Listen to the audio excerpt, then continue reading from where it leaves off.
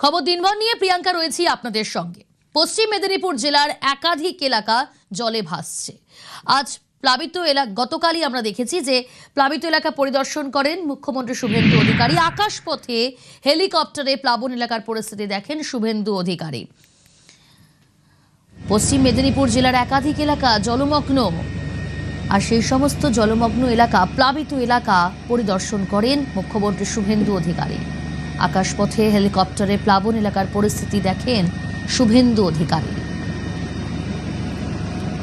সবং, আরামবাগ, এই সমস্ত প্লাবিত এলাকা, সেই সমস্ত এলাকা পরিদর্শনে শুভেন্দু অধিকারী। পশ্চিম মেদিনীপুরের সবং আকাশপথে হেলিকপ্টারে প্লাবিত এলাকা পরিদর্শন মুখ্যমন্ত্রীর। টানা বৃষ্টিতে বাড়ছে নদীর জল। প্লাবিত এলাকা সবংয়ের ক্ষতিগ্রস্ত এলাকা নিয়ে পর্যালোচনা বৈঠক করেন মুখ্যমন্ত্রী। আকাশপথে হেলিকপ্টারে পরিদর্শনের পর পর্যালোচনা বৈঠক করেন মুখ্যমন্ত্রী। সবং ব্লক এবং ভগবানপুর পটাশপুরের একটা বড় অংশের আমন ধান, ফিশারি, মাদুর, পানের বরজ ক্ষতিগ্রস্ত হয়েছে। ৮০,০০০ টাকা দেওয়া হয়েছে, কন্টিনজেন্সির টাকা দেওয়া হয়েছে। প্রশাসন এবং পুলিশ সমান্তরালভাবে রিলিফের কাজ করছে। প্রত্যেকটা যারা রিলিফ সেন্টারে ছিল 5 দিনের রেশন দিয়ে বাড়িতে পাঠানো হয়েছে। এখানে বন্যার কারণে 2 জন মারা গেছে, তাদেরকে আমাদের সিআরএফ থেকে 4 লাখ এবং সিএম রিলিফ ফান্ড থেকে 5 লাখ, 9 লাখ টাকা করে দেওয়ার ব্যবস্থা হয়েছে। আজ থেকে প্রধানমন্ত্রী শস্য বীমা যোজনার ক্যাম্প করা হচ্ছে। ক্ষতিগ্রস্ত পান চাষি, ধান চাষিরা সেখানে নাম লেখাতে পারবেন। মাদুর কাঠিটা ইন্স্যুরেন্স স্কিমের মধ্যে নেই, তাদের জন্য আলাদা কিছু ব্যবস্থা আমি নেওয়ার জন্য নির্দেশ দিয়েছি, সে ব্যবস্থা হবে। মোট 10টা স্নেক বাইটের কেস এসছে, প্রত্যেককে বাঁচিয়ে ফিরিয়ে দিতে পেরেছে। হেলথ ডিপার্টমেন্ট ভালো কাজ করেছে। পিএইচই ওয়াটার পাউচ ডিস্ট্রিবিউশন করেছে। পুলিশকে আলাদা করে টাকা দেওয়া হয়েছে, তারা যাতে জলবন্দী লোকেদের বাড়িতে রেশন এবং 20 লিটারের খাওয়ার জলের জারকিন পৌঁছে দিতে পারে, সে কাজগুলো তারা করছে। জ্যোতি বসুর পর শুভেন্দু অধিকারী। 1986 পর প্রথমবার সবংয়ে প্লাবন পরিদর্শনে কোনো মুখ্যমন্ত্রী। গত জামানায় গ্রামের মানুষকে মানুষই মনে করা হতো না, তো মুখ্যমন্ত্রী।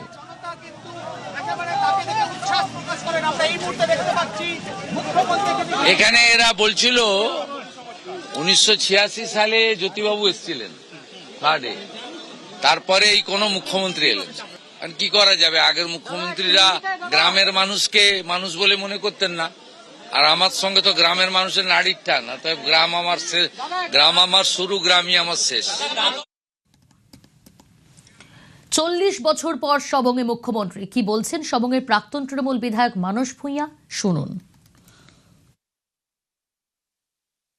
সম্মানীয় মুখ্যমন্ত্রী শুভেন্দু অধিকারী মহোদয় অত্যন্ত বিচক্ষণ একটি ব্যক্তিত্ব। বন্যা, খরা, বিভিন্ন রকম প্রাকৃতিক বিপর্যয় মোকাবেলা করেছেন তার দীর্ঘ পথ চলার পথে। বহু সংকট তিনি মোকাবেলা করেছেন। কোনো মুখ্যমন্ত্রী সবংয়ের বন্যা পীড়িত মানুষের পাশে এসে দাঁড়াননি, বন্যার পরিস্থিতি সরেজমিনে দেখেননি। দুঃখের মধ্যেও আনন্দের দিন যে মাননীয় মুখ্যমন্ত্রী তিনি নিজে ছুটে এসেছেন সমস্ত তথ্য দেখতে, পরিস্থিতি জানতে, শুনতে এবং ব্যবস্থা নিতে। সবংয়ের কাছে বিরাট পাওনা। আরামবাগের প্লাবন পরিস্থিতি পর্যালোচনা। আরামবাগে বৈঠক করলেন মুখ্যমন্ত্রী। বৈঠকে আরামবাগ মাস্টার প্ল্যান নিয়ে আলোচনা। আরামবাগ মাস্টার প্ল্যান 1200 কোটির বরাদ্দ।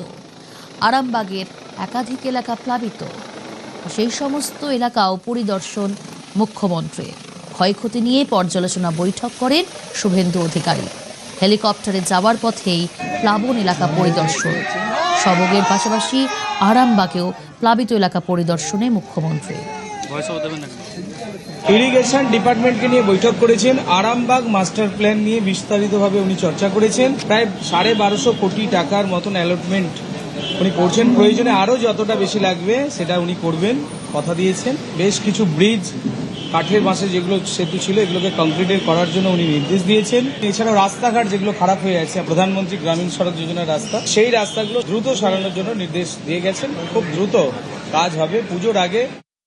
রামকৃষ্ণ সেতু নিয়ে আলোচনা হয়েছে। অলরেডি রামকৃষ্ণ সেতু 400 কোটি টাকা বরাদ্দ হয়েছে, সার্ভে হয়ে গেছে এবং কাজও খুব তাড়াতাড়ি শুরু হবে। 2027 সালের আগে আরামবাগ মাস্টার প্ল্যান তৈরি হয়ে যাবে। প্রায় 1200 কোটি টাকা বরাদ্দ হয়েছে এই ফান্ডে। Honourable chief minister, honourable DMK আজকে নির্দেশ দিয়ে গেছেন। সেপ্টেম্বর মাসে বন্যা হওয়ার আশঙ্কা একটা আছে, তার জন্য প্রয়োজনীয় যা যা ব্যবস্থা দরকার উনি বলে গেছেন। বাকি আমরা বিভিন্ন ব্রিজ নিয়ে বলেছি, আরামবাগ জেলা নিয়ে বলেছি, আরামবাগ জেলারও প্রস্তুতি চলছে। জেলার ম্যাপ সার্কেল ঠিক হচ্ছে। রাজা রামমোহন রায়ের যে ভিটে আছে তার সংস্কারের জন্য ওনাকে বলেছি, উনি সেটা এগ্রি হয়েছেন এবং তাড়াতাড়ি তার প্রপোজাল যাবে এবং কলেজটার বিষয়েও প্রপোজাল যাবে। ইরিগেশন ডিপার্টমেন্টকে একদম কড়াভাবে নির্দেশ দিয়ে গেছেন যে বাঁধের যে অবস্থা আছে ইমিডিয়েট 8-10 দিনের মধ্যে পুরোপুরি কাজ শুরু করবার জন্য। মুখ্যমন্ত্রীর বৈঠকে ছিলেন আরামবাগের সাংসদ মিতালি বাগ।